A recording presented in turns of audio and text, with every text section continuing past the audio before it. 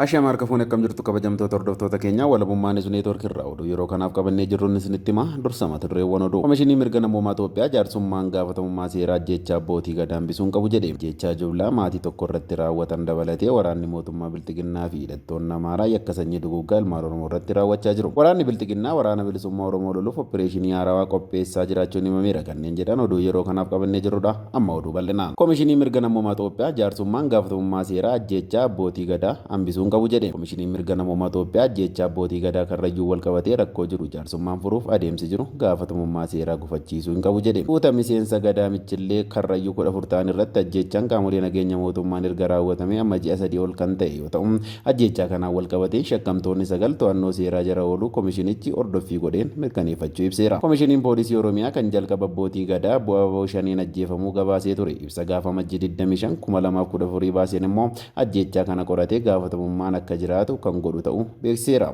Komishinichi akka lakkoofsa Itoophiyaatti guraandhala 28 agabitootessa 3 qaamolee akka poolisii, abbaa alangaa akkasumas jaarsolii biyyaa erga dubbiseen booda adeemsi jaarsummaa rakkoo kana furuuf godhamu adeemsa gaafatamummaa seeraa mirkaneessuu akka hin gufachiifne akeekkachiiseera. Komishinichi ibsa kana kan baase jaarsoliin biyyaa karrayyuu dirqamaan yookaan dhiibbaa mootummaan adeemsa jaarsummaa kanaa fudhachuu isaanii miidiyaatti akka himan godhamaa jiru yaadni jedhu wayita dhaga'amaa jiru. Biiroon kominikeeshinii mootummaa naannoo Oromiyaa ibsa bitootessa 24 baaseen jaarsoliin biyyaa karrayyuu waliin ajjeechaa abbootii gadaa karrayyuu ilaalchisee sirni gumaa baasuu akka raawwatamuuf waliigaltee irra gahameera jedheera.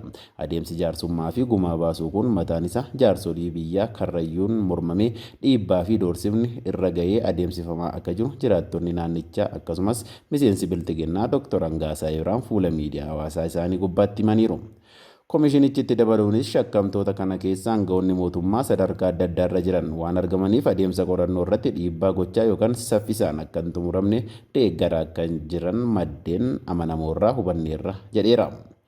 Warreen to'annoo seeraa jala oolanis akka seerri jedhutti yeroo mana murtii dhiyaachuu qaban keessatti mana murtiitti akka hin dhiyaannes komishinichi ibseera.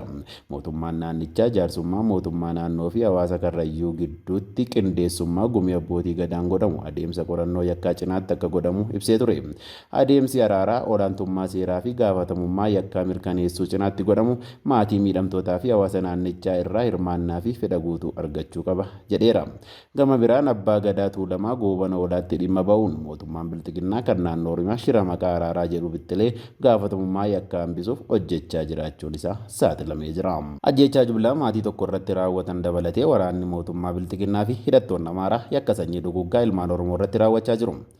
Godina Shawaa Lixaa aanaa Baakkoo Tibbee ganda qotee bulaa Baarii Aabboo jedhamutti waraanni mootummaa hidhattoota amaaraa dabalate halkan bitootessa 22 toora sa'aa 6tti maatii guutuu rasaasaan tumee nama 4 battala galaafate daa'imni waggaa 14 lubbuun hafuun beekameera.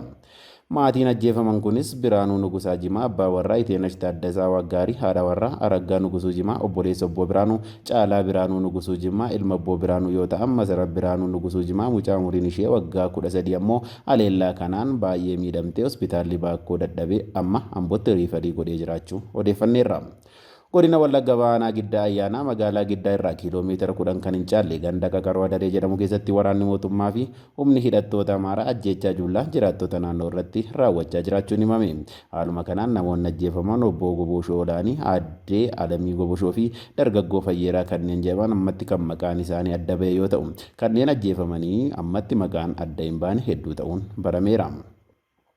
Godina Gujii Lixaa aanaa Galaanaa keessatti poolisoonni humna addaa mootummaa uummattoota kibbaa daangaa aanaa Maaloo irraan uummata Oromoo 2 ajjeesuun 3 madeessuu jedhameera. Godina Wallagga Bahaa aanaa Sibuu Siree keessattis waraanni mootummaa bilxiginnaa namoota 3 rasaasaa fi albeen qaluun ajjeesuun gabaasameera. Godina Wallagga Bahaa aanaa Sibuu Siree ganda Baabbii Kuwwee keessatti waraanni bilxiginnaa bitootessa 21 2022 ganama barii uummata nagaa irratti dhukaasa banuun lubbuu namoota 3 haala suukanneessaan ajjeesanii jiraachuu maddeen keenya himaniiru. Namoonni ajjeefaman kunis Geetuu Tashoomee fi Mootii Guddinaa kanneen jedhaman albeen qalanii kan gatan yoo ta'u Misgaanuu Nagaasaa immoo rasaasatti roobsuun ajjeesaniiru. Dabalataanis ajjeechaa suukanneessaa raawwataniin alatti manneen uummataa gubuun beekameera. Namoota manneen jalaa gubate keessaa obbo Galataa Taayyee kan jedhaman mana isaanii qabeenya guutuu waliin ibiddatti qabsiisuun gubanii barbadeessuu odeeffanneerra. Bitootessa 23 2022 poolisoonni humna addaa mootummaa naannoo uummattoota kibbaa aanaa Amaaroo jiran daangaa naannoo isaanii ce'uun godina Gujii Lixaa aanaa Galaanaa ganda Kombolchaa fi Dibbee Qonqaatti nama nagaa 2 badii malee yoo ajjeesan sadii madeessuun yaalamaa jiraachuu maddeen keenya himaniiru. Bitootessa 22/2022 ona dibaat ganda tuskii Gambeellaa keessatti Joonsee Amsaaluu amantee qeerroo jedhamu rasaasaan erga rukutanii booda albeen qalanii ajjeesuun loon 80 qeerroon kun tiksaa ture hooffatanii deemu walabummaa News Network odeeffateera. Guyyaama sana bitootessa 23/2022 ganduma kana keessaa manneen 50 ol gubanii barbadeessuun hawaasa gandichaa dhukaasaan qeerraa ari'uun hanga ammaa namni du'ee fi jiru osoo adda hin bahin jiraachuu maddeen keenyachi gabaasaniiru. Humnoonni Finxaaliyyaa Amaaraa mootummaa sirna bilxiginnaan deeggaraman kun godina Matakkal aanaa Dibaat keessatti torbee darbe bitootessa 15/2022 dubartii Oromoo mucaa garaatti baattu albeen qalanii ajjeesuu fi bitootessa 17/2022 ganama barattoota Oromoo 18 ukkaamsuun achi buutee dhabamsiisuu isaanii gabaasuun keenya ni yaadatama.